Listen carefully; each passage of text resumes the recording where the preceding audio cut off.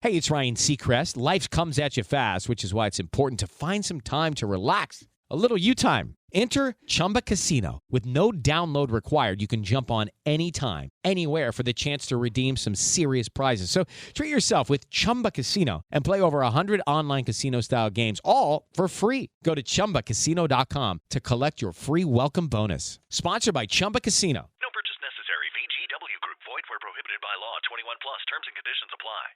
If you're a facilities manager at a university, you know students rely on the cafeteria for breakfast, lunch, dinner, and the occasional late-night snack. So when a dishwasher breaks down and dirty plates pile up, the mess hall can turn messy in the blink of an eye. Enter Grainger. With over 1 million industrial-grade products and fast delivery, the product you need now is never far away. So you can turn that dishwasher back into a lean, clean washing machine. Call, click Grainger.com, or just stop by. Grainger, for the ones who get it done. Okay, welcome to the Opperman Report.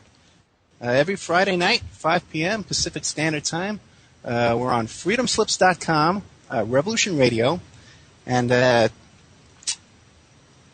let's see, pull up my notes here. Okay, every Friday night, 5 p.m. Pacific Standard Time, freedomslips.com. Let's see. Tonight we're going to have Diane Dimond, who is one of these guests who I've always wanted to get, okay? When I decided to do a radio show, this is one of those people that I wanted to bring forth to the people because she's an expert on the whole Michael Jackson situation. She actually was part of the raid on Neverland Ranch. So I'll be introducing Diane Dimond from Court TV fame, and she's the author of all these books, Be Careful Who You Love, Inside the Michael Jackson Case. She's also the author of Cirque du Salahi, which is about the Mikhail and Tariq Salahi, and the story about how they're the White House party crashers. And they were on the Real Housewives of Washington, D.C. and stuff like that. She also has, she writes a weekly crime and justice syndicated column that's distributed by Creators Syndicate, and it's posted every Monday morning on DianeDimond.net. So we'll be having her in a couple of seconds. Now, coming up next week, we got Mark Rudd, who was the former Weather Underground member. Fascinating guy. He was part of the Weather Underground. He met Castro. He met Che Guevara. Coming up to the week after that, we have Cindy Sheehan. You might remember her. She was the one who gave George Bush all that grief down there in Crawford, Texas.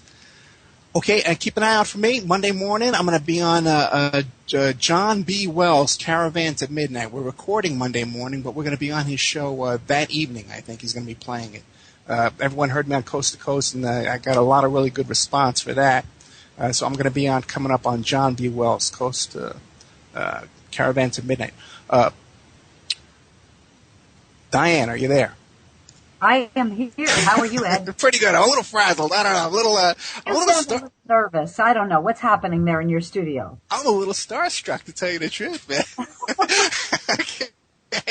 I'm such a big fan. So, Diane, tell everybody about yourself and what you're up to and what you got coming up. Well, tell them about myself. Look, first of all, I'm a mother. I'm a wife. I live in upstate New York, north of Manhattan. I am a crime and justice aficionado, and I write about crime and justice issues. I do assignments for Newsweek and the Daily Beast. Actually, Newsweek and the Daily Beast have sort of split, so now it's just the Daily Beast. I write books. I have written a book, as you indicated, about Mikhail and Tariq Salahi, the so-called White House gate crashers. And in 2005, I wrote a book about my decades-long investigation into the Michael Jackson case. But I continue to write a lot of articles, and I have another book project coming up this year, I hope. My fingers are crossed. I wish I could tell you about it, but I can't. And every week I write a new crime and justice column for Creators Syndicate.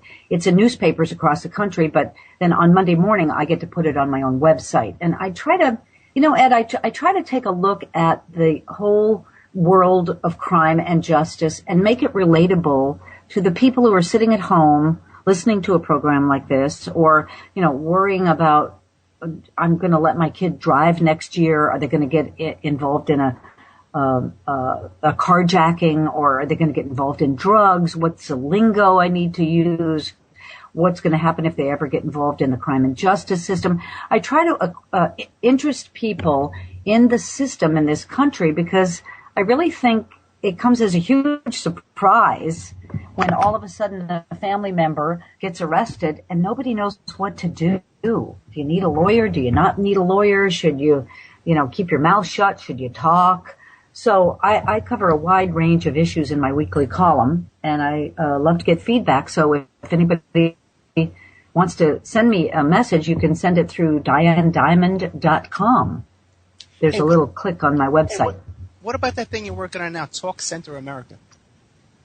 Oh, Talk Center America is really fascinating for in Albuquerque, New Mexico, for goodness sake, on the radio. I went to Washington, D.C. and worked for National Public Radio, worked on All Things Considered, their show at night. Oh, cool. And then I went into television. Yeah, I did the newscast on All Things Considered, 100 years ago. But then I went into television, and I've worked all over the place. If people who are listening know my name, you've seen me somewhere, on hard copy or extra or NBC or MSNBC or CNBC. I used to do a show with Geraldo. I filled in, anchored at Fox after the 9/11 attacks.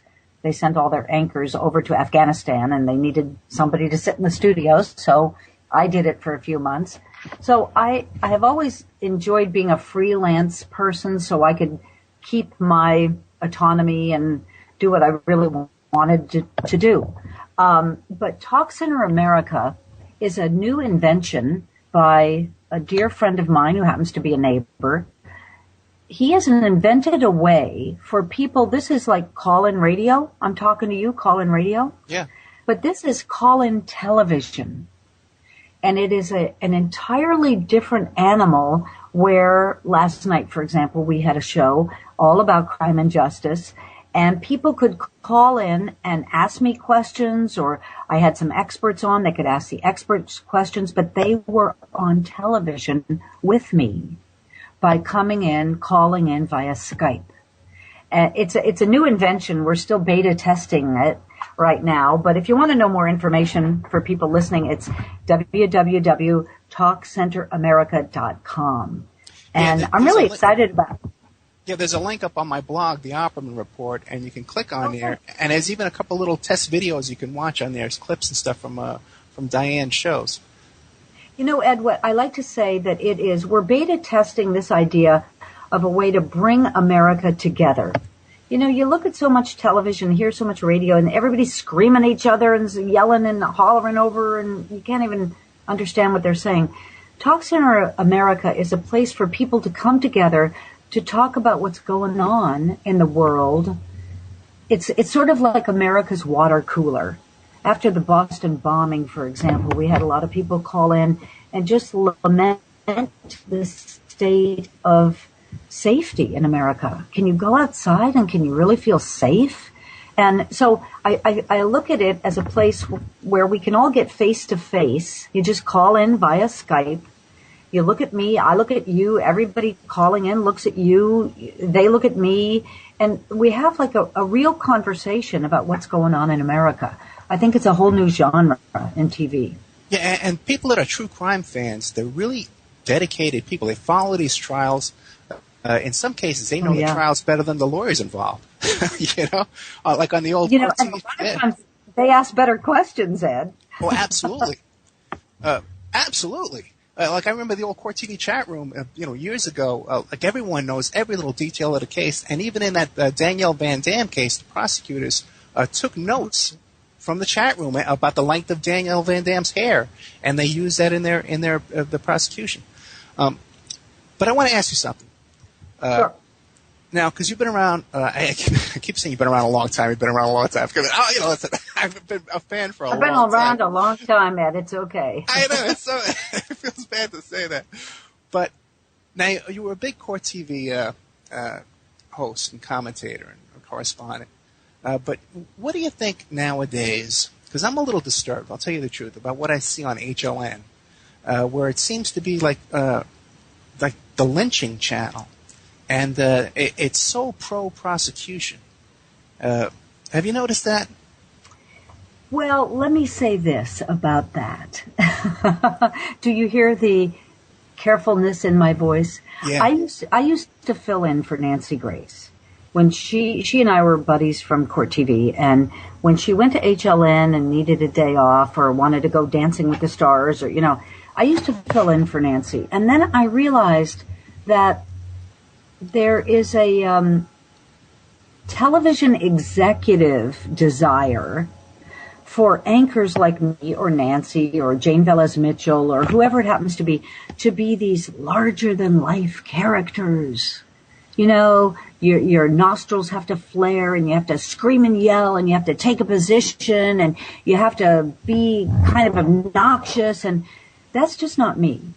And so I don't fill in for Nancy Grace anymore because I don't want to be that type of television host. I would rather not be a television host than be that type of television host, if you get my drift.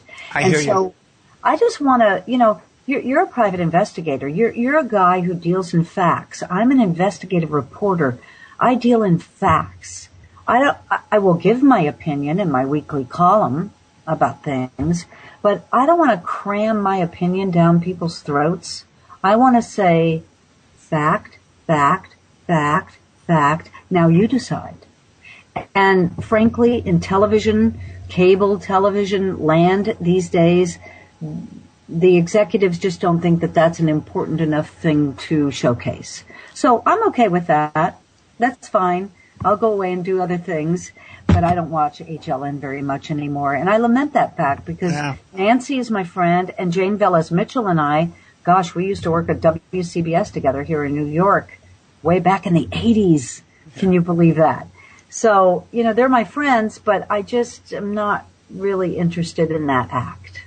Yeah, because when you look at when Court TV first came on the air, like especially around during the O.J. Simpson trial. Oh, yeah. I worked at Hard Copy at the time. It was so different. And now, during the Jodi Arias trial, they had this our bold question. They had a jury on every night saying that Jodi Arias was guilty of one thing or another, of being a Satanist, of being evil, of being crazy, of being horrible. Night after night after night. Isn't that jury tampering? How can we expect someone to get a fair trial when the media is broadcasting with the power? And the power that HLN has and Court TV has.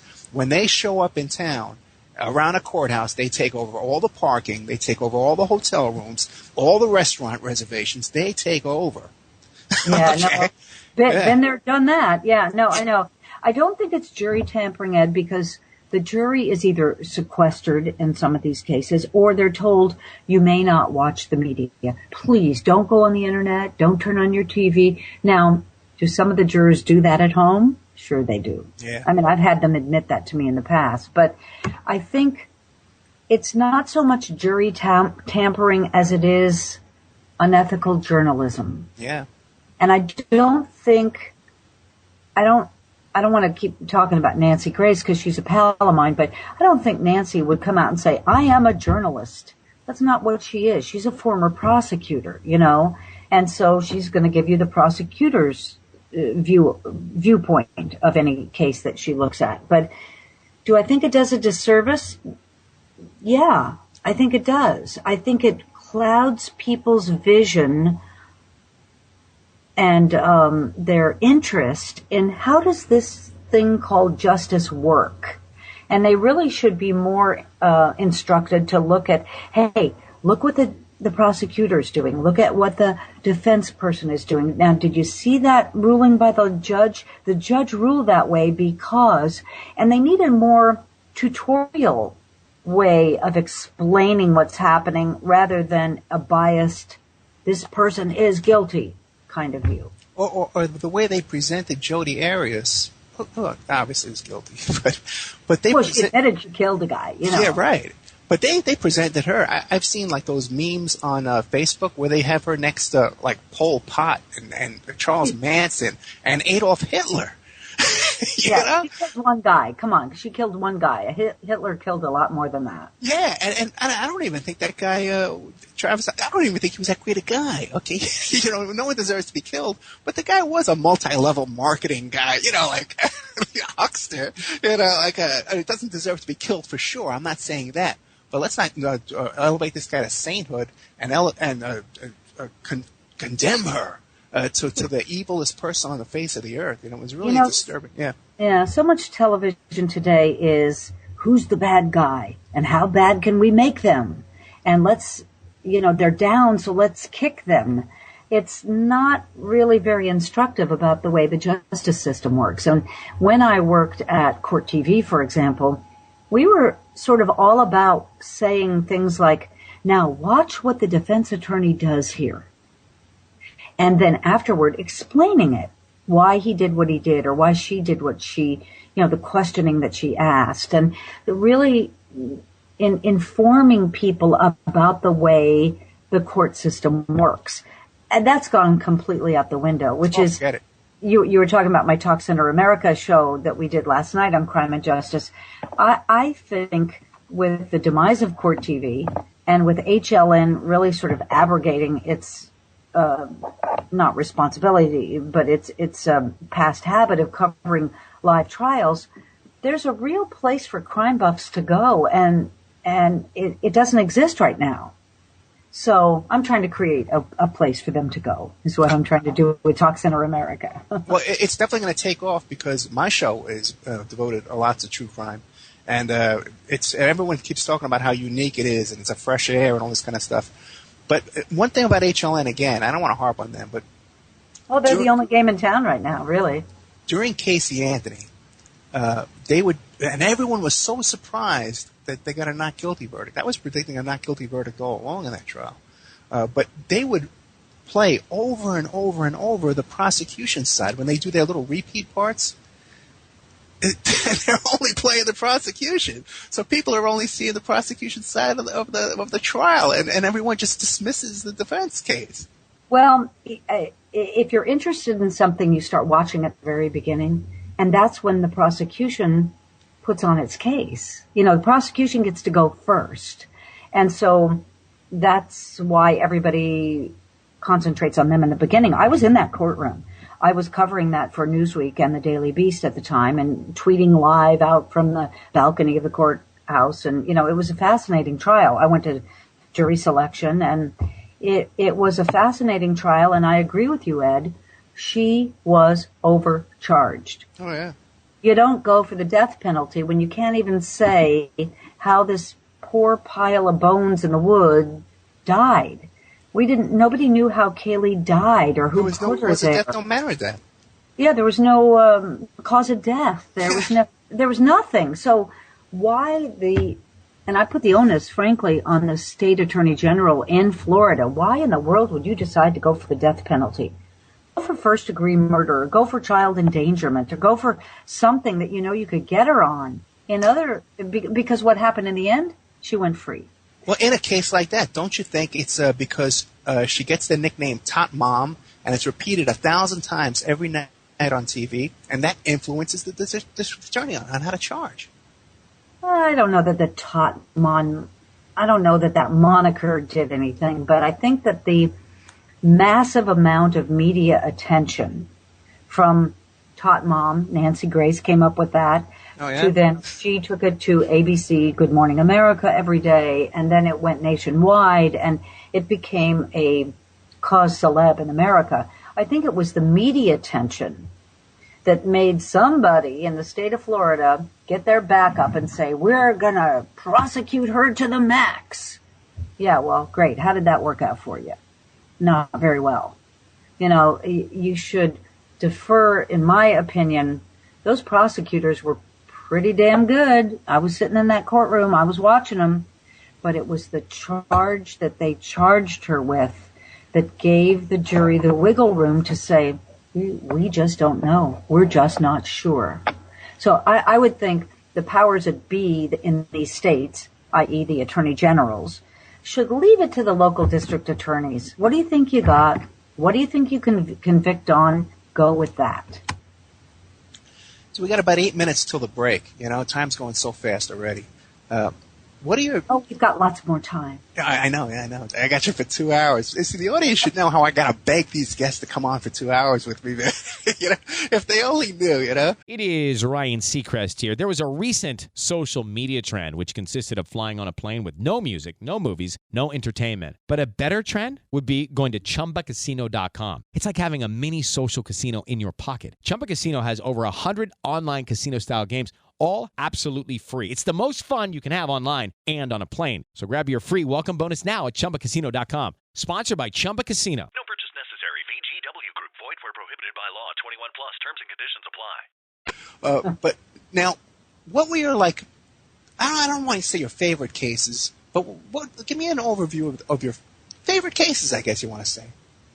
Well, I like to take a case and explore the edges of it. I do like to be in the courtroom. I love courtrooms. They're like, these cauldrons of human soup where, the rich, the poor, the old, the young, the black, the white, the Asian, the Hispanic, everybody gets poured into one soup and you all get treated the same way. Unless you happen to be really rich and then you get a famous lawyer. But I like to be in courtrooms, but I like to work a case from the outside. And I'll tell you what I mean by that. I loved the O.J. Simpson case. Okay. Because I wasn't in the courtroom, but I was outside trying to find witnesses that should have been in the courtroom. And toward that end, I found two really important witnesses that I brought to air. One was O.J. Simpson's drug dealer. And this was not something that really came up in the trial, but O.J. Simpson had a horrible drug habit. Cocaine. And I brought his drug dealer on. The second thing I did was I found a source that got me a copy of the so-called interrogation tape of O.J. Simpson with the cops Lang and Van Adder. Yeah. It was about 30 minutes long, and we put it on the air on hard copy. And it was the soppiest, easiest, most laissez-faire interrogation I've ever heard in my whole life. And we put it on the air, and we exposed the police investigation into OJ for what it was. They were pretty starstruck. At the end of it, they were asking him for his autograph, for God's sake. So I like to go outside the main case and see what's going on the periphery that is not being put into court. I did that with the Michael Jackson case. I've done that with, so many other cases like you have never even heard of. There was a girl in Kansas City, the daughter of a judge, who killed her boyfriend. And nobody thought to go look and see if this boyfriend ever had any other girlfriends. Well, I found other girlfriends and figured out that this was just a kind of a Lothario kind of guy that sort of asked for it. I hate to say that the victim asked for it, but he played one side up the other and he wound up dead. So that's the kind of case that I like the best. Any man that cheats on his girlfriend is playing with death. You're taking your life in your hands. You got to realize that. Now, that's very interesting. Now O.J. was addicted to cocaine? He was into cocaine, but he also, according to this drug dealer, had a big, a circular vase, a big, tall, 8-inch tall vase in his dressing room full of pills. Really? Oh, uppers, downers, sideways, up, all sorts of things. And every morning he would grab a handful of these pills and just take a big swallow. And in the middle of the day, he'd go in and take a handful of these pills and take a big swallow. And then in the afternoon, he'd be in his Rolls Royce at the local deli down the street trying to get a score of some cocaine or something. So he sort of spent his days being high. So what do you think about, his capability of knowing what the hell he did over at Nicole's house that night? I just didn't think it was, I thought it was important to report, and I did. What about the stories? I've heard some stories about Ron Goldman being involved in selling drugs, and that Nicole and Faye Resnick were also helping him out. I never heard that about Ron Goldman, honestly. I did hear it about Nicole being into drugs and her best friend, Faye Resnick. Yeah, I heard about both of them. But Ron Goldman, I swear, I still talk to his sister, Kim Goldman. I just think that poor schlump was in the wrong place at the wrong time. And the best piece of evidence against O.J. Simpson was the fact that on the toe of Ron Goldman's boot as he laid there dead in the courtyard there was one drop of blood on the top of his boot. And that blood was OJ's. So how the hell did that get there if OJ wasn't at the crime scene? I was going to ask you something else. Let me think. I know there's just so much to talk about. That's a big case. I had a guy on. I had a guest on. We talked for 5 hours about the O.J. Simpson case. Oh my gosh. Yeah. I don't pretend to know all the ins and outs of it, but I do know that he's in prison now. He weighs 50 pounds too much because he doesn't exercise, and he sits and eats a bunch of starchy, crazy foods. And my phone is ringing. I hope my husband gets it. Sorry about that. Don't worry about that. He's probably where he should be. You know? Okay, we got the break coming up now. Okay. It's a short break. We have with us tonight Diane Dimond, who's the author of Be Careful Who You Love, Inside the Michael Jackson Case, and Cirque du Soleil, Be Careful Who You Trust, a book about the White House party crashers. Famous correspondent Diane Dimond. She's been on Court TV and Inside Edition and Hard Copy and all this kind of stuff. HLN, filled in for Nancy Grace. She has a new thing now called Talk Center America, where you can call in and participate in the show with her and discuss things, true crime stories. Syndicated columnist. It's posted every Monday morning on DianeDimond.net. We'll be right back after this break. Get into the whole Michael Jackson stuff. Okay, welcome back to the Opperman Report. I'm your host, Ed Opperman, private investigator, digital forensic investigator. We're here every Friday night on freedomslips.com. I want to remind everybody that we are a listener-sponsored station. We have no corporate sponsors.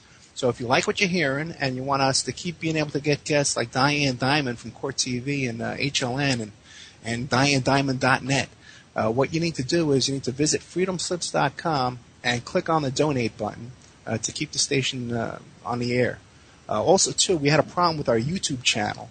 And so we have a new YouTube channel, and it's called Talk Revolution Radio. Yeah, Talk Revolution Radio. So if you go on YouTube and you search for...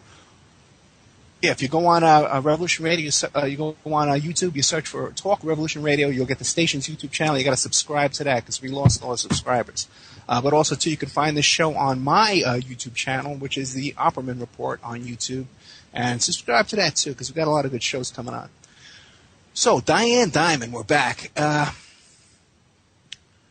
I have to ask you, where are you from? Because when you say my name, Diane Dimond, you sound like maybe you're from, like, Brooklyn. No, I'm originally from London, England, Diane.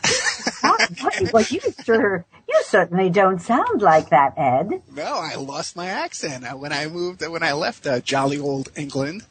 You never spent any time here in New York? No, I'm originally from the Bronx. Soundview Avenue in the Bronx between Parkchester and St. Lawrence Avenue, the number 6 train, right off the number 6 train. I live on the other side. I live in Rockland County. I look over at the Bronx. Oh, there you go. Well, then I moved to Staten Island. And I think that's where I picked up my... That's what I'm hearing. Staten Island. Staten Island, yeah. That's where I picked it up. But I left and I lost my accent because I've been gone from there for so long. Yeah, not so much, Ed. I can still hear it. I think when I'm on the air, it comes out more because I think in person I don't use it as much. Okay. Now, you got to be the number one expert on the Michael Jackson situation. And today, looking back, the whole thing has been sanitized and whitewashed. Like he's some kind of like these charges were just so frivolous. And he's been cleared of all these charges. Good old Michael Jackson. What a saint he is now. Saint Michael. Okay? But let's face it. The man was on anesthesia to go to bed every night. Okay, that's how he died. And the whole Michael Jackson family and the people surrounding them are just so fascinating. Diane, how did you first get started in that case and catch your interest? You know, I have always been a reporter from my youngest days in Albuquerque, New Mexico, I worked in a radio station, and I always covered crime and justice and courts and local government, and it's all one big soup. And how I got interested in the Michael Jackson case was not any interest by me. I never covered a celebrity case in my life. I was new to hard copy. I had worked at hard copy in the New York office, and I had just been transferred to LA. And I don't know, I'd probably been there about 3 or 4 months. And the boss came and tapped me on the shoulder and said, okay, you're supposed to be the crime reporter. Come with me. Okay.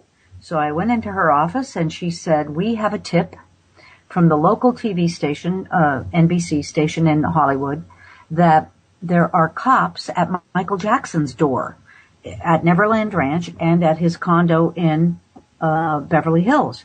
Find out why. Okay, find out why. I'm in a brand new city. I don't have a police source to my name, but I started working it.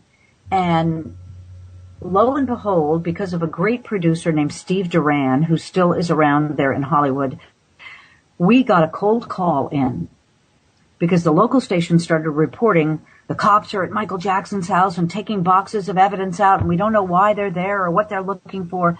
And I got a cold call that my producer, Steve Duran, took, who said, I saw Diane's piece about the Hollywood Madam Heidi Fleiss, and she tells it like it is. So I want her to know what it's like about Michael Jackson. I got some documents for you. Oh, really? Meet me at a restaurant in Malibu. Was it Malibu? Yeah, I think, or Venice Beach at 8 o'clock tonight.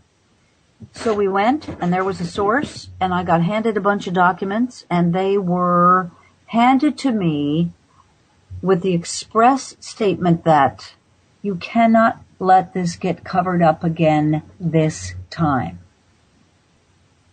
Now, you're a private detective, Ed. Yeah. I'm an investigative reporter. When somebody says, here are some documents that are going to prove why they're looking at Michael Jackson, and don't let it get covered up against this time, you think to yourself, whoa, this has happened before. So we sat at a table and ordered some appetizers, and Steve started talking to this person, and I started copying down notes from these documents. I couldn't take the documents because they were absconded with from city files. Oh, really? Okay. Yeah, they were child welfare. They were youth and family services files and police department files.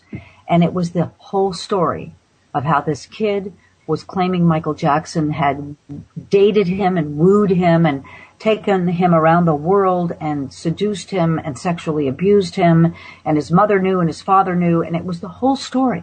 Did you mention that kid's name? Because his name is out in the public. Yeah, I now can tell you, I won't give you even a sex of the source that gave me these documents. But I mean the boy that was... his name was Jordy Chandler. Jordy Chandler, okay. And Jordy Chandler, as I write in my book about Michael Jackson, which I wrote many years later after I finally figured out this puzzle, Jordy Chandler was ultimately given by Michael Jackson $15.3 million to be quiet. That's why there was no case. There was no court trial for Jordy Chandler because Jordy Chandler's parents decided it would be better for this 12, 13-year-old kid to take a bunch of money and shut his mouth. And so Jordy Chandler got an annuity of $15.3 million. The parents each got $1.5 million. This is all spelled out in my book, and I show you the document that provides for it. His attorney, Larry Feldman, was paid about $5 million. So you're adding all this up, 15.3, $1.5 million, $1.5 million, that's 18, plus another 5 for the attorney, plus then Michael Jackson paid his huge defense bill and his private detective's bill. Anthony Pellicano. Yeah, who made my life a living hell. I believe that. Johnny Cochran. And, when I totaled it all up, it was about $25 or $30 million Michael Jackson spent to keep the first allegations quiet. So that's how I got involved. Somebody came and tapped me on the shoulder and said, figure it out.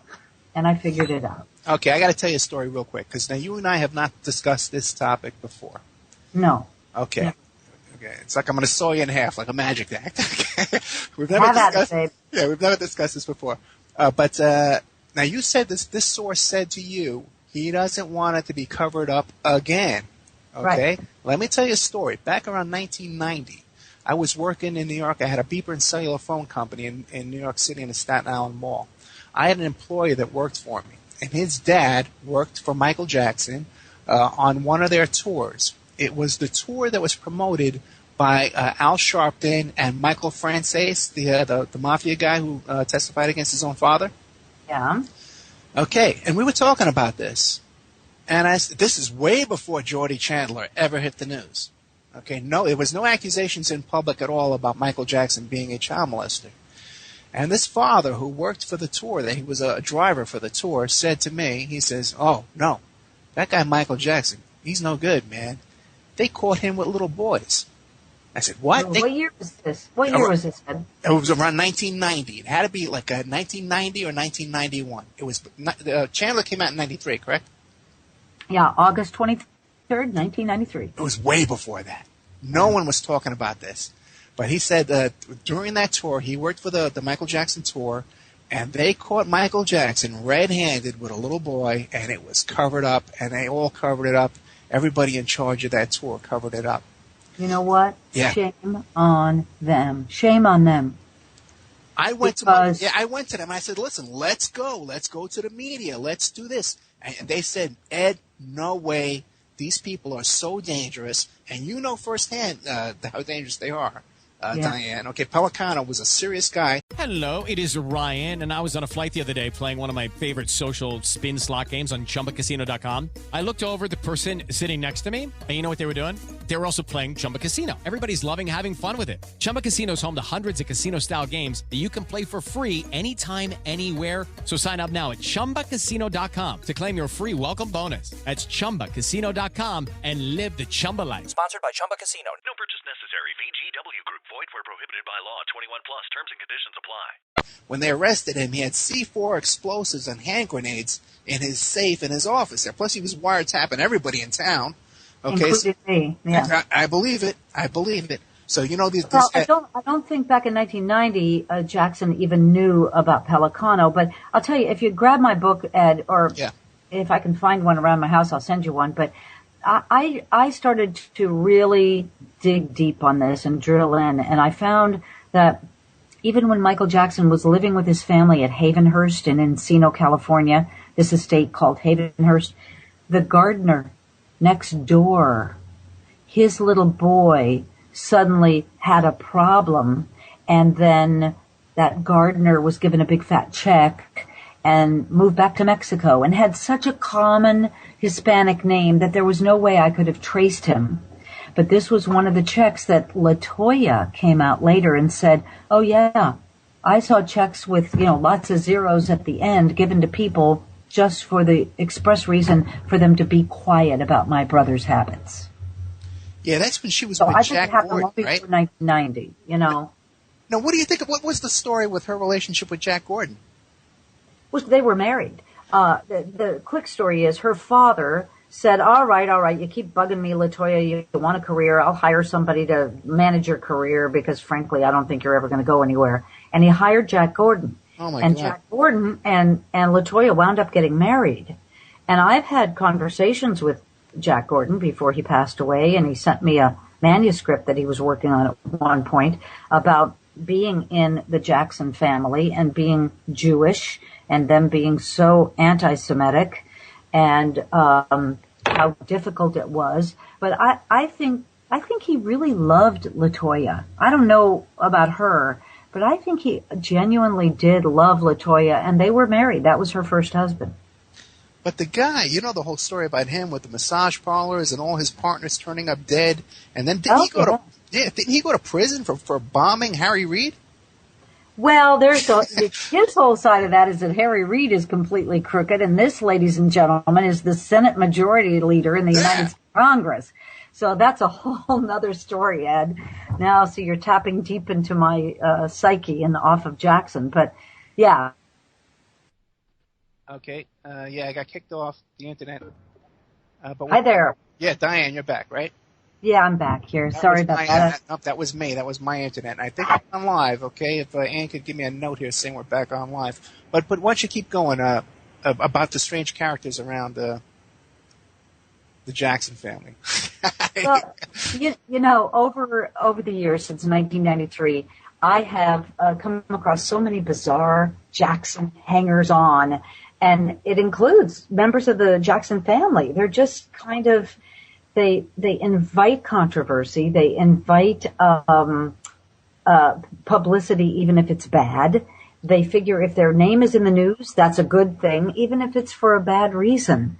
You know, Michael Jackson was accused of child molestation in 1993. My first reports about that. He went to Mexico because he was on a world tour for, I think it was a Dangerous tour. His family back in Los Angeles decided to have a news conference to talk about a children's charity they wanted to raise money for. And oh, by the way, Michael Jackson was completely innocent.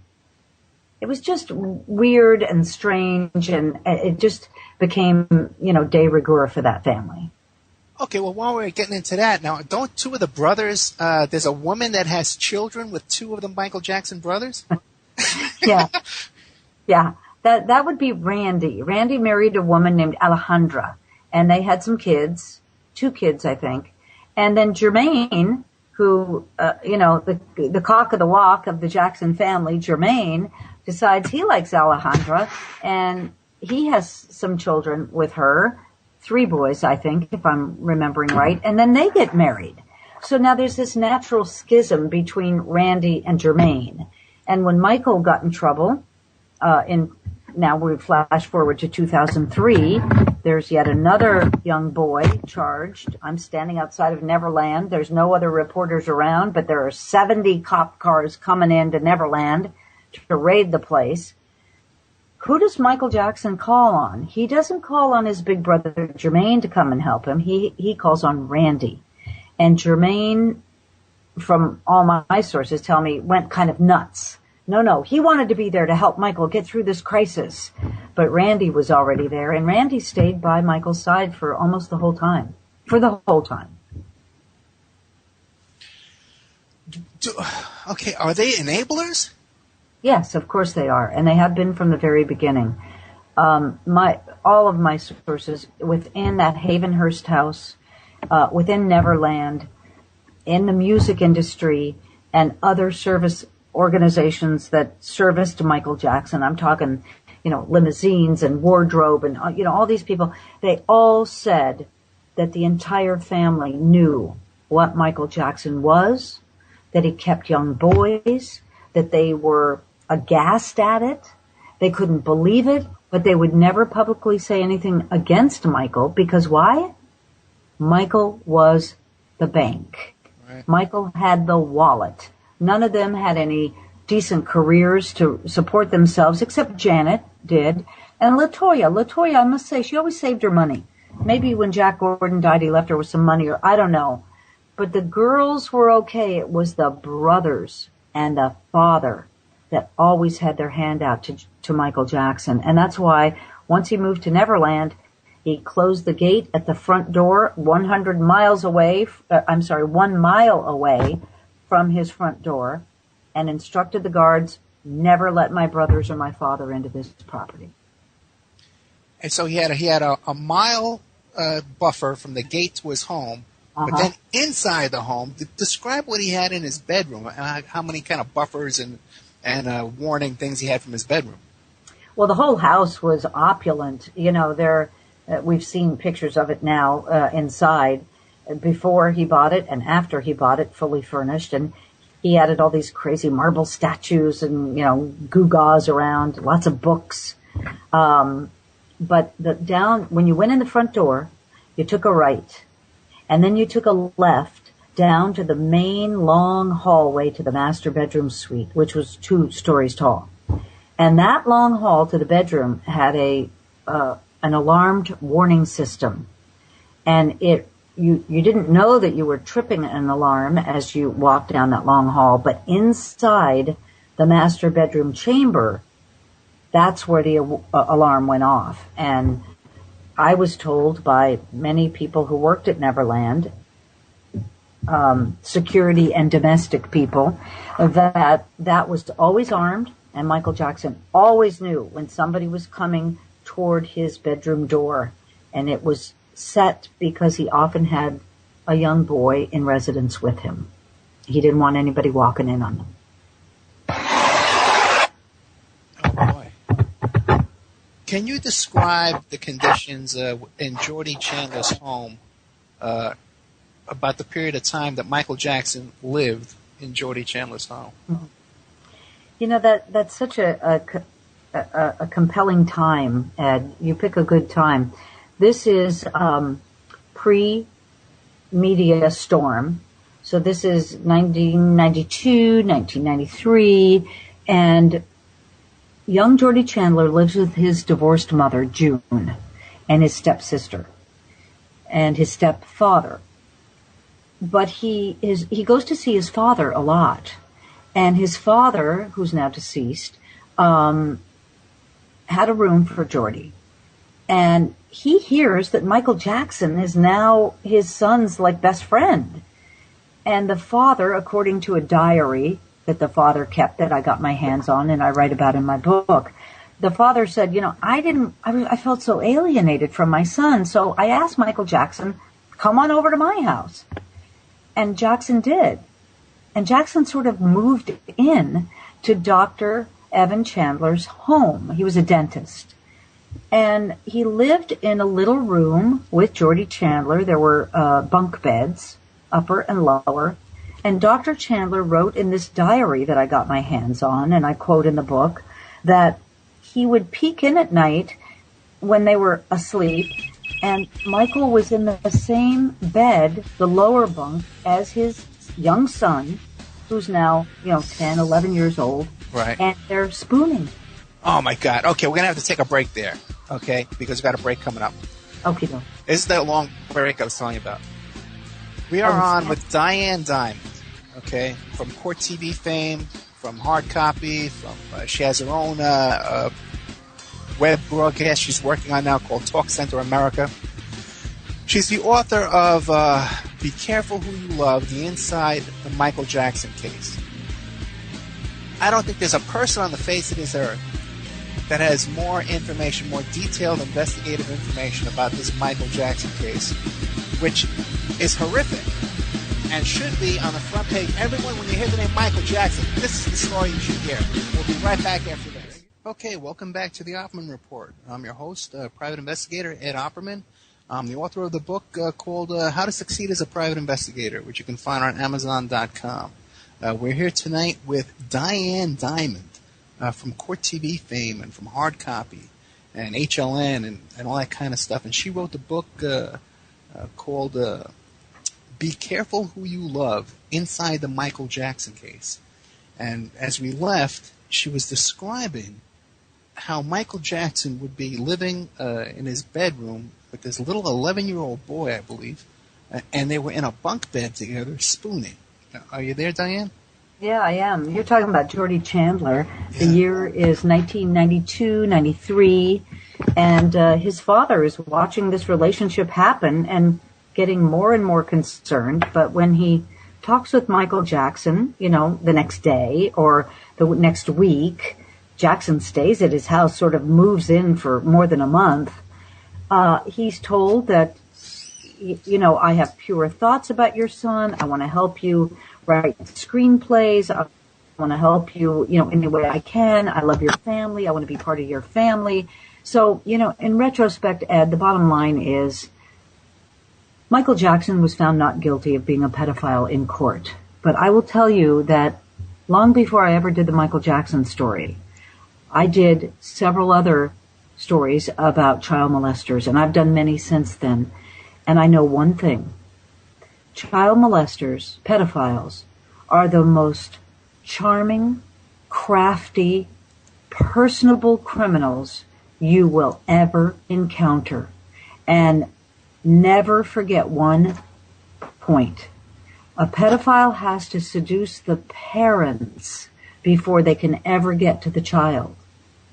And when I think of those moments back then when he was flying around the country and the world with Geordie Chandler and his mother, buying his mother jewelry and putting her in limousines and sending her on shopping sprees, thus leaving him alone with this little boy.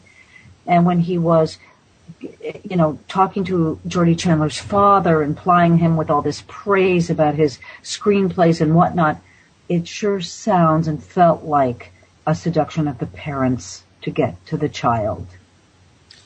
The stories I heard were, though, that it was so blatantly obvious what was going on, that Michael and this little boy were locked at the mother's house, that they were locked in a bedroom, and she would bring the food to the door and leave the food in front of the door. They would open up the door and bring the food in.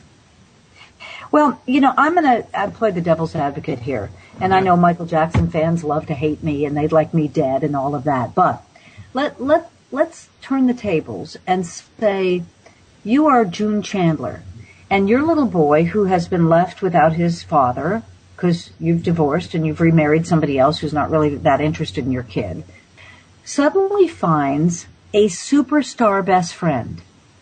And this superstar best friend takes him all over the world. He takes him on shopping sprees. He takes him up to his ranch called Neverland with, a theater and fully stocked candy and a zoo and a swimming pool and, 2,700 acres to play on and horses and all. Are you going to deny your kid that? Or are you going to say, thank God my young son has something positive in his life? And this is how the seduction starts. I also write in the book, Be Careful Who You Love, inside the Michael Jackson case, that busloads of young kids would come to Neverland. He had a manager named Norma Stakos. Norma would arrange for busloads of young kids to come to Neverland. Yay, boy, isn't Michael Jackson a fabulous, philanthropic young man that he allows all these kids to come to his ranch and have a great day. But according to my sources, Michael Jackson was standing in the front room of Neverland looking out at the kids, picking the ones he liked. And he would tell Norma Stakos to go and get their address and find out what their situation was. And he always picked kids from broken homes. There was just a mother around. There was only one parent to have to convince that this kid needed to come to Neverland and stay in Michael Jackson's bedroom. There very rarely were two parents. And so that's another hallmark of a very gifted, crafty career pedophile. Again, Michael Jackson was found not guilty of this by a court of law in Santa Barbara County, California in 2005. However, the behaviors were so similar. They're textbook. If you look at the FBI profile of what a pedophile does, bingo. Just amazing. It's just amazing. Now, there's a photograph that shows Michael Jackson, Liberace, and Scott Thornton in a convertible Mercedes-Benz or not a Rolls-Royce on Buckingham Palace. It is Ryan here, and I have a question for you. What do you do when you win? Like, are you a fist pumper, a woo-hooer, a hand clapper, a high-fiver? If you want to hone in on those winning moves, check out Chumba Casino. Choose from hundreds of social casino-style games for your chance to redeem serious cash prizes. There are new game releases weekly, plus free daily bonuses. So don't wait. Start having the most fun ever at ChumbaCasino.com. No purchase necessary. VGW Group. Void where prohibited by law. 21 plus. Terms and conditions apply. Property. Right? My God, just imagine being a fly on that wall. What was going on? Now here you got Liberace, who was dating an underage boy, Scott Thornton. Did you ever talk to Scott Thornton about his relationship with Michael Jackson? Yeah, I never did, because by the time I came up for in prison, if I'm not mistaken, wasn't that the young man who had plastic surgery to look like Liberace and all of that, and then got caught up in check fraud charges? I got caught up in what kind of charges? Check fraud and yeah. Well, if you don't know the story about Scott Thornton, he claims now that he was Michael Jackson's lover, but also and he's in jail right this minute. He's living at the Bunny Ranch. But and the bottom line is no, I never did talk to him. But when people are dead, all sorts of people come forward and make claims. Am I saying that didn't happen? No, I'm not saying that didn't happen, because I don't think Michael Jackson had a proclivity for women at all. Not at all. Well, there's no doubt that not for the first wife either. Yeah, there's no doubt that Thornton and Jackson were friends. Okay, maybe who knows what if they had sex or not, and who really cares if they were both adults? Okay, but the thing is, Scott Thornton. Did you know that he was a witness to the Wonderland murders? Yes. Oh, I remember this story now. Yeah, I didn't cover it. I don't pretend to know a lot about it, but I did read about that. Yeah. Well, it's just fascinating. This cast of characters that are around Michael Jackson. You can't make it up. No, you can't. And, there are, even when you go to the cast of characters of the people who were his domestic servants, the people who worked for him in public relations, a man named Bob Jones, who is now deceased, a man who was head of security, Bill Bray was his name. He has also passed away. And the people who he surrounded himself to make his music, there were many homosexuals, and, who cares if they're homosexuals? You're consenting adults. I don't care about that stuff. What I care about is when children are hurt. And, there are a lot of people out there, a lot of Michael Jackson fans will say, well, how was he hurt? He got to fly around on a jet. He went to Monaco. He went to Disneyland. He got free rides. If he was sexually abused, if any of these children were sexually abused, and I believe they were, they were hurt. They were hurt emotionally. They were hurt physically. And, it never ceases to amaze me that people out there continue to write me hateful, horrible things that say, but he was such a musical genius. He couldn't possibly have done this. Get your head out of the sand, folks, because pedophiles are everywhere. They are in your church, in your Girl Scout, in your Boy Scout troop. They're in your family. They're in, the bakery down the store, the store down the block. They are everywhere and anywhere. I'm not saying, you have to be careful of everyone in the whole wide world, but don't tell me because somebody has musical talent, they can't also be a pedophile, because they can. Did you ever talk to Jordie Chandler? Yes, I did. Okay, how did that go? It went very well, actually, and it was during a time when his mother and father were divorced, of course, and fighting like cats and dogs. And this young kid, I discovered, would go to the movies at a specific mall in the Century City area of Los Angeles every weekend. They'd just drop him off and leave him. In the middle of this huge storm of news and controversy, somebody would just drop him off at the mall, and he would go there every Saturday. And I went there and spoke to him, yes. Wait a second. Hold on. You're telling me that while this was all in the news, that they were dropping him off at the movie theater when he was 11, 12 years old? Yep. You want to go to the theater? Okay, go. Here's some $20. Go to the movies. And so you went there and talked to him when he was that young? Yes. Oh, my God. Okay, then what happened? Well, I consider some of what he said unreportable, because he was a kid. He was 13 years old at the time. He was caught up in this horrible drama. I'm a mother. I can relate. And, I put a little bit of it in the book, but I didn't dwell on it because I didn't, frankly, Ed, want people to think I was in cahoots with Jordie Chandler, which I was not. Certainly not with his father. Never met with his father. Met with his father's wife. Oh, the father's wife. But what about the mother? You ever meet with her?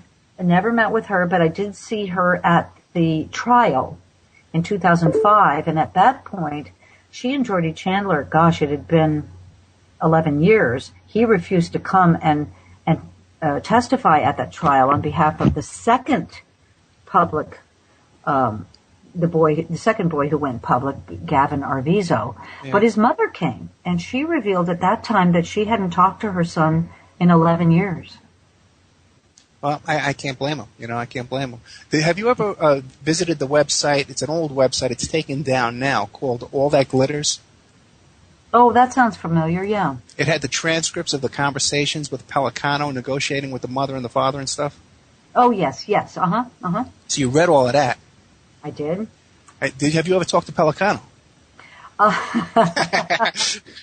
Well, Anthony Pelicano, the private detective to the stars in Los Angeles, is in prison now, which let me just say, couldn't happen to a more deserving person. He used to call me on the phone and pretend to be somebody else. Okay. And being new to Los Angeles at the time, I didn't know who he was, but he kept warning me away from specific stories like the Heidi Fleiss story and, whatnot. And after I broke the Jackson story, I went to a news conference where Anthony Pelicano and the attorney Howard Weitzman appeared. And the minute Pelicano started to talk, I was sitting in the front row and I snapped my head around and I looked right at him, and he knew that I knew that he was the one who had been calling me, trying to ward me off these other hot stories. And he became a thorn in my side because I came to believe that my phone at hard copy was being tapped. My husband and I devised a little red herring sort of thing. And after I discovered my phone was being tapped, I went home and I told my husband, you know what? I think this is happening. He said, tomorrow I'm going to call you. We're going to have a conversation and let's see if it comes back. So at 9:00 in the morning, my husband called me on my phone at hard copy. Now, I think Anthony Pelicano is probably bugging this conversation. My husband says to me, so honey, hi, how's that documentary on Anthony Pelicano coming? That's going to be great when you release that to the public. And I said, oh, it's coming great. Man, that guy's going to be so mad once this hits the air. Okay, love you, bye-bye, and we hang up. I sat at my desk, and it took about 22 minutes. Really? Before one of the hard copy lawyers came over from another part of the Paramount Pictures lot and tapped me on the shoulder and said, Diane, tell me about this documentary you're working on about Anthony Pelicano. What, Ed, I wasn't working on a documentary about Anthony Pelicano at all. Hard copy didn't do documentaries, for God's sake. Right. But it told me somebody was listening to my conversations, and it was going right back to my legal department. And I asked this attorney, I remember her name, Cindy. I said, Cindy, where did you hear that? And she said, I heard it from Howard Weitzman's office. The attorney, I used to work for Howard Weitzman. I said, oh, really? Well, I don't know what you're talking about. I'm not doing a documentary on Anthony Pelicano. So my long answer to your question, Ed, is I never talked directly to Anthony Pelicano except to ask some questions at the press conference. But he was listening to me talk a lot. When's he getting out, do you know? I don't know. But I got wrapped up in some sort of civil case, like a mass tort against him and the phone company that allowed him to tap so many people. And I don't know, there may be some, maybe I'll get $5 at the end of it or something, but I think he's in for 10 more years or so. Yeah, because he had a device that could record anybody's phone calls without actually visiting the location and attaching any equipment onto the trunks or to the landlines over there. He did it through the phone company. Yeah, he was brilliant. And at one time, he had a device that he would put on a pole, like a transformer pole, and it was like a big umbrella.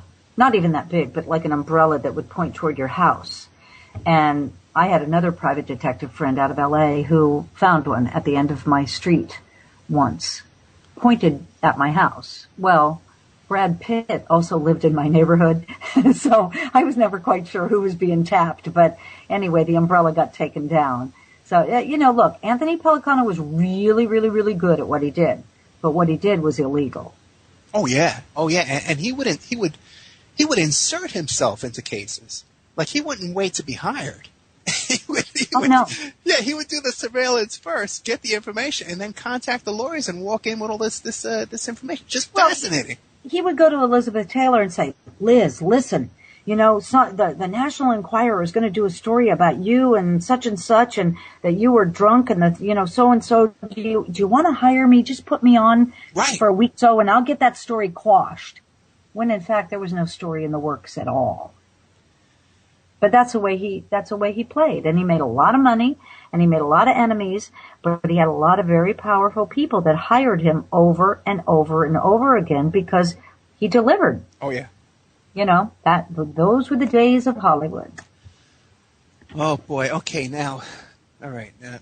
For you and me, it seems so black and white. Could I say one more thing about Pelicano? Yeah, go ahead. I had a colleague at the Daily Beast, Christine Pelzek, and she got an interview with Pelicano in lockup.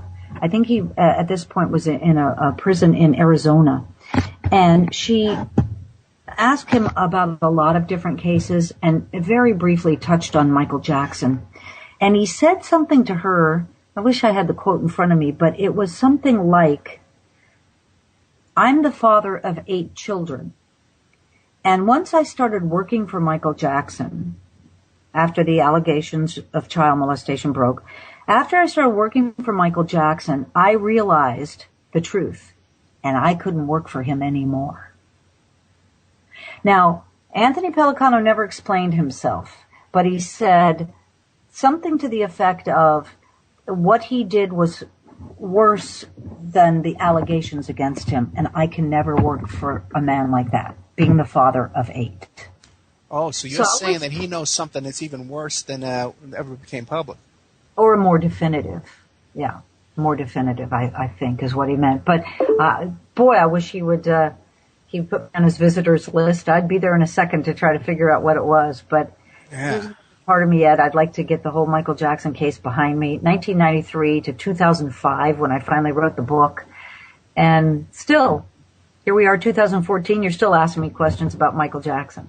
Well, it's just so fascinating, and I looked around to look for interviews that you've done about this topic, and I don't see anything that's gone into this kind of depth. Now there was Latoya Jackson used to come out when she was on the outside of the family. She was with Jack Gordon. She was spilling her guts.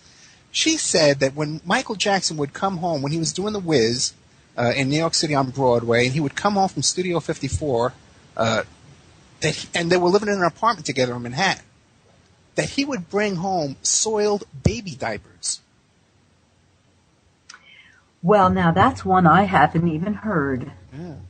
Yeah, I've heard of him going to maternity wards where brand new children were born and begging the nurses to let him stare into the eyes of the newborn children.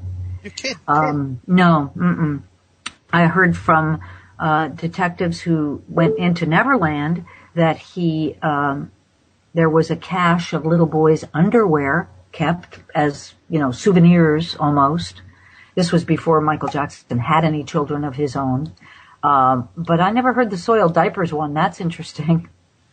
Yeah, well, she had a lot to say. But now, all these people came forward. I don't know if you want to mention any names, but guys like Geraldo Rivera and Crosby, Rita Crosby, so defensive of Michael Jackson, of his innocence.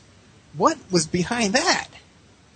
Well, I know both of those folks. They're nice people.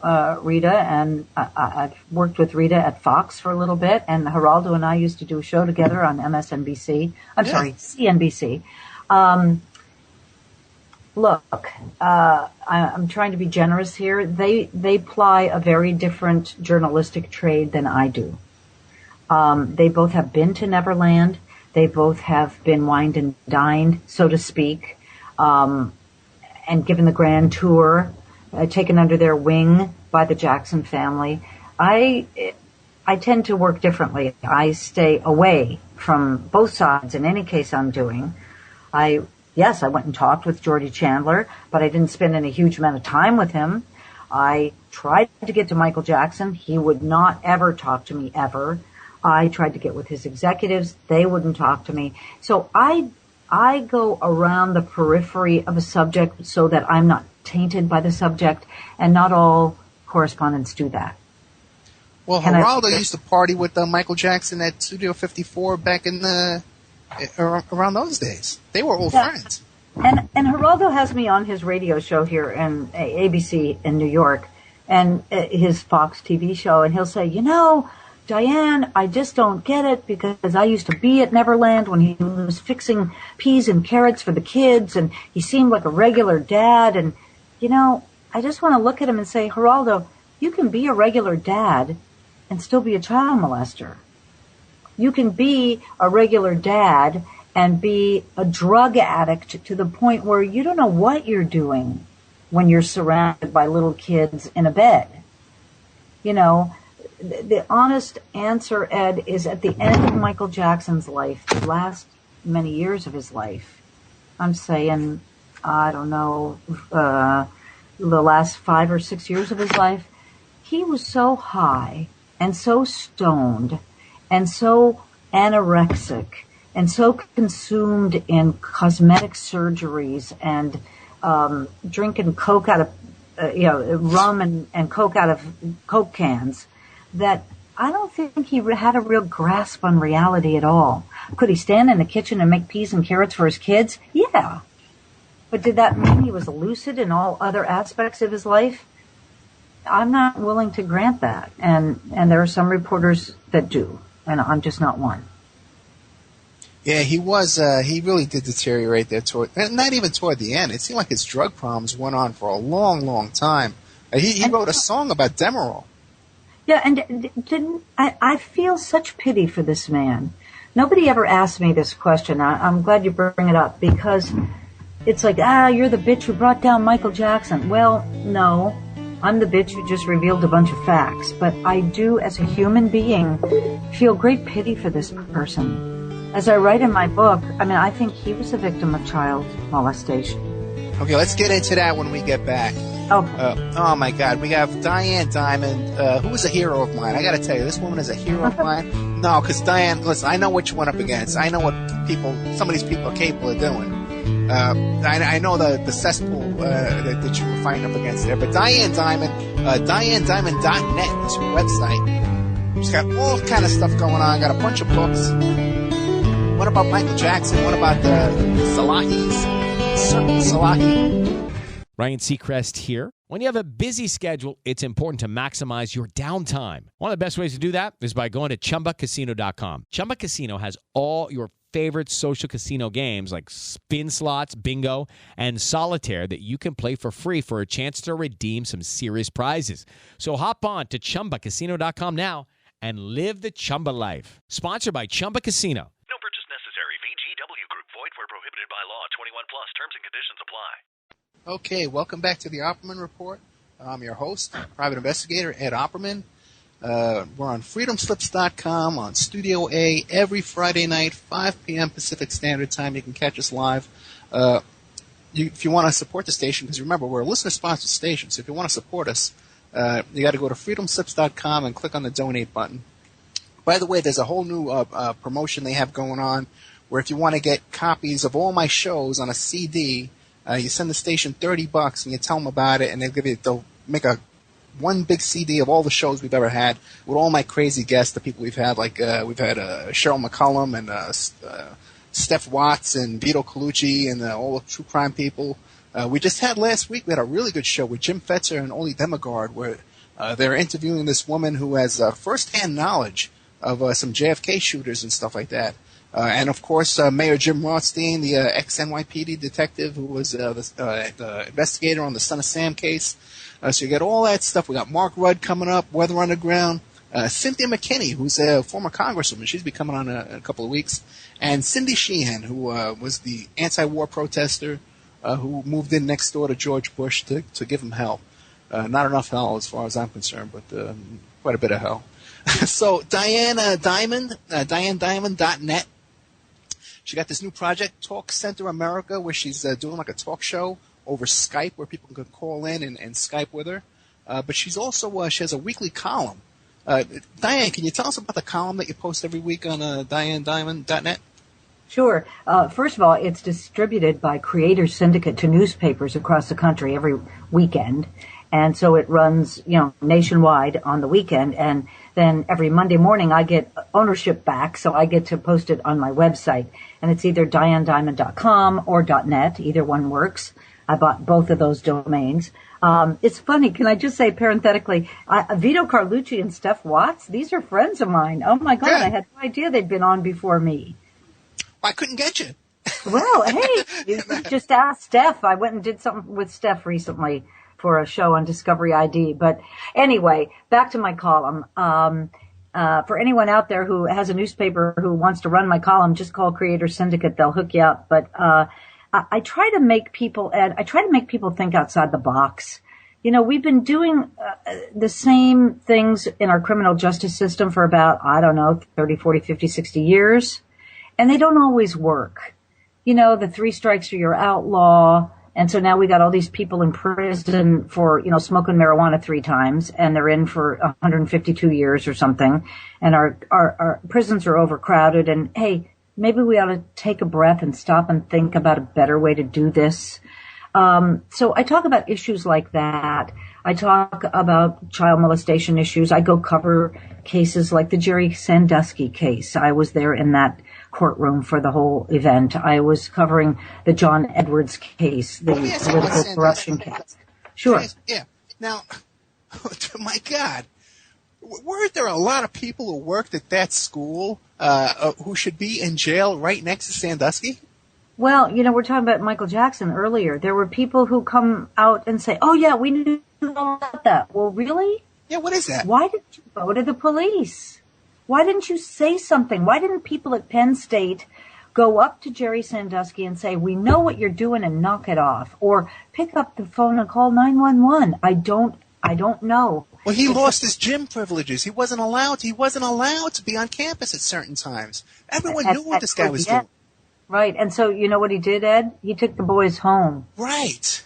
Into his basement where he had fashioned a sort of boy cave that his wife had no knowledge of. But in all of these instances, I look back and there's always the alleged perpetrator. And in this case, Sandusky was found guilty of all but one charge, 45 charges.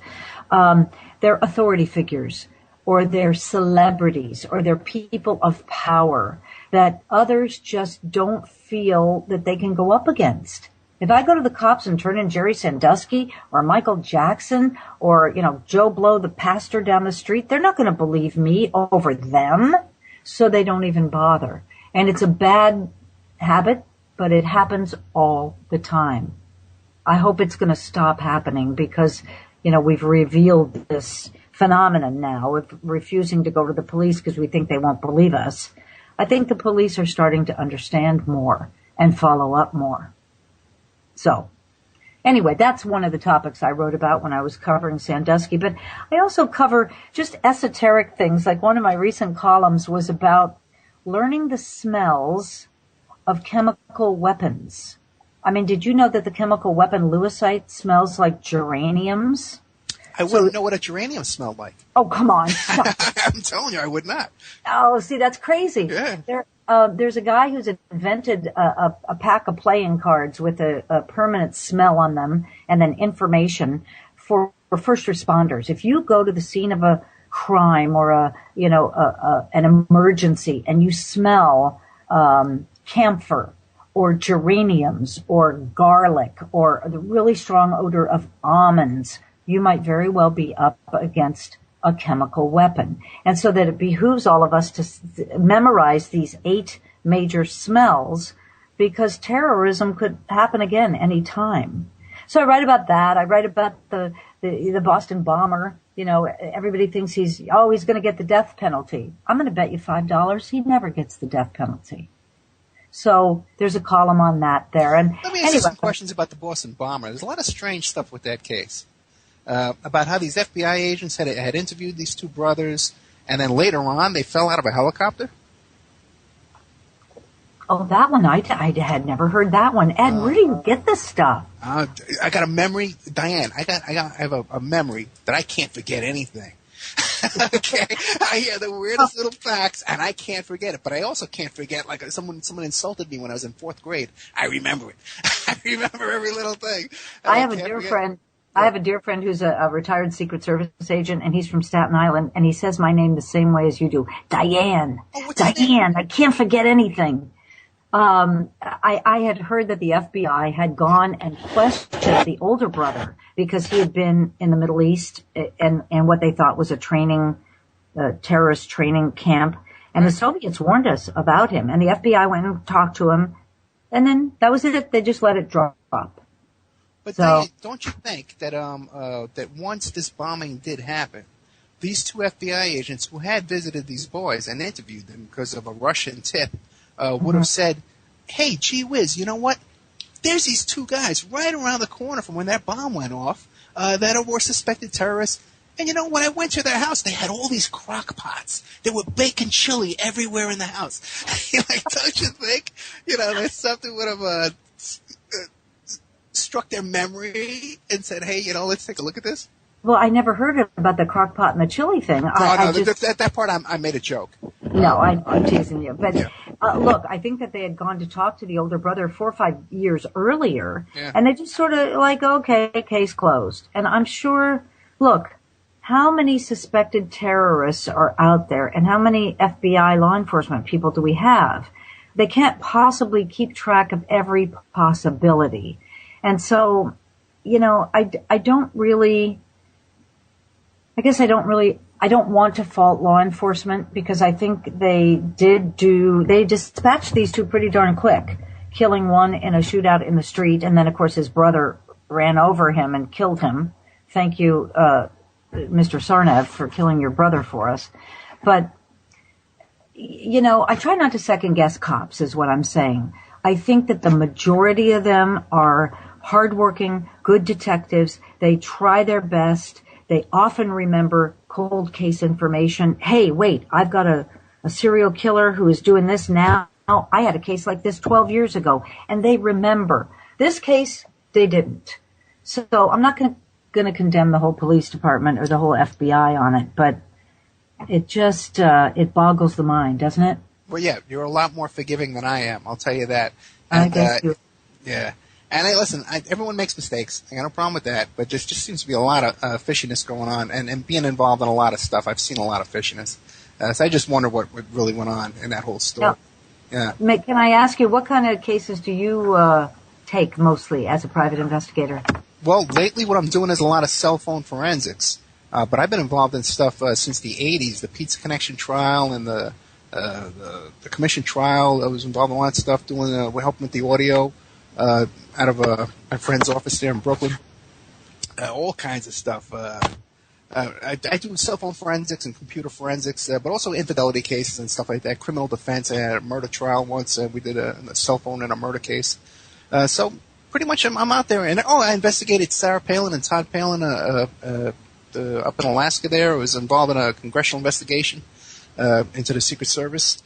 So I've been involved in some stuff. And then, I also helped out when Mikhail Salahi turned up missing. Oh, you're kidding me. Now, that's something we haven't talked about. I know we haven't. Well, when I wrote a book. Go ahead. I'm going to tell you why I wrote the book. It's called Cirque du Salahi, because I'm sitting here. I used to cover the White House. I lived in Washington, D.C. for 10 years. I covered Capitol Hill. I know what it takes to get into the White House, and that nobody crashes the White House. Okay, you crash the White House, you're shot on the front lawn. I mean, that's just the way. So I'm watching this case unfold about these two party crashers, and I'm thinking to myself, what? This doesn't sound right. There's a whole line of party people waiting to get into this state dinner, and these two crash? That can't happen, I said to myself. So then I watch, and by gosh, this couple, Tark and Mikhail Salahi, get hauled before Congress. There are congressional hearings about them. People are talking about his name sounds like he's a Palestinian, which he wasn't. And so finally, my literary agent called and said, I've met these people. You need to go meet these people in Virginia.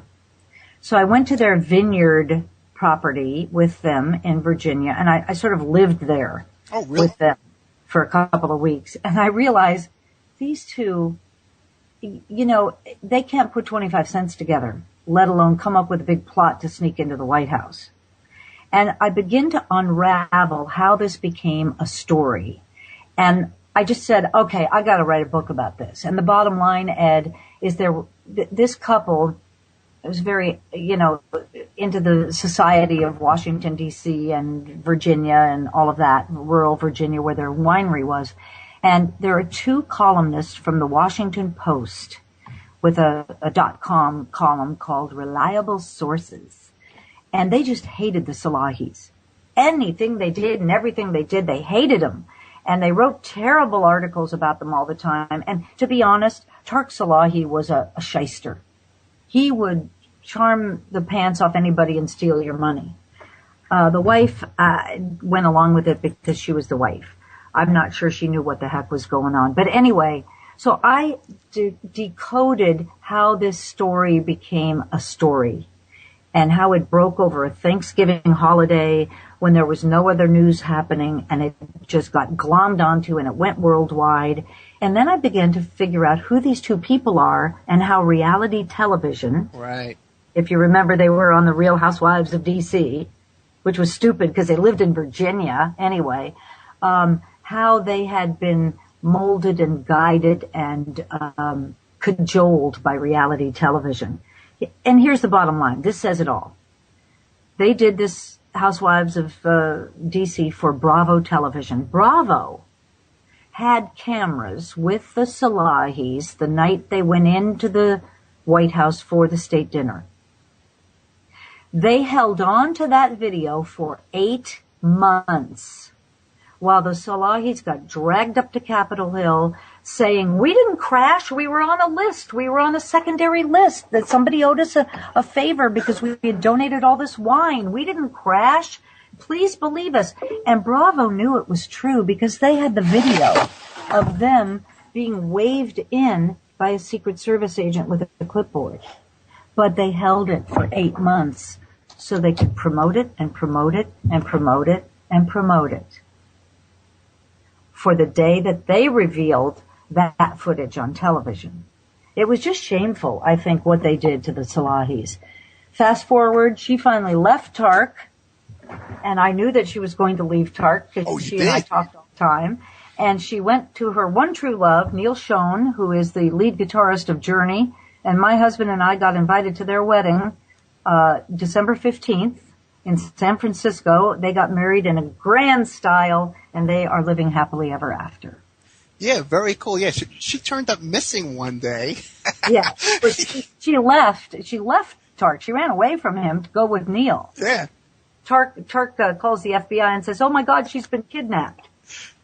Yeah, I know, because the FBI called me. How'd you get involved? Gina was their agent at the time, and she was my agent as well. She's the one that got me involved in the Tiger Woods case. I did all the cell phones in the Tiger Woods case. She's the one that got me involved in the what was that guy, Ashton Kutcher and stuff. Yeah. Gina Rodriguez, right? Yeah. So she was my agent as well at the time. So when she freaked out, she was freaking out. She thought that she was really abducted. And so did Tariq, as far as I know. And so they called me up and said, hey, what can you do? So I was trying to locate her. And then they got a hold of the FBI. And the FBI said, hey, what do you guys? I can do stuff. I can trace emails and stuff like that. There's a lot of stuff I can do. So I was sending her emails to see when she opened it up, where she was located when she opened it up. So I guess the FBI checked out her email account as well. And they called me up and they said, hey, what are you doing? Who are you? What are you doing? And but the way I tell the story is that shortly after my consultation with the FBI, they were able to locate her. Where were they at the time? Do you remember? No, I know there was she was like they were on tour with him. Nashville. Where was it? Nashville. Yeah, Nashville. Yeah, well, it was a while ago. Yeah, but I don't know. Was it Nashville? It was like Ohio or something like that. But they moved around quickly because they do a night in Nashville, and then they go to Cincinnati, and then they go to Atlanta, and then he was on tour at the time. Ed, you should have called me, man. What? Because you knew? I knew where she was. I didn't know. I had no idea you would have been connected whatsoever. Oh, yeah. And then Tarek decided he was going to sue me because I must have known, and it was a crazy, crazy time. But the book was already out by that point, and my reason for writing it was to show people don't always believe everything you read. These people were Palestinian terrorists, and they were this and that, and they were that close to the president, and they could have stuck poison into his drink, and it was all so foolish that I just had to write about it. But anyway, it was a beautiful wedding, by the way.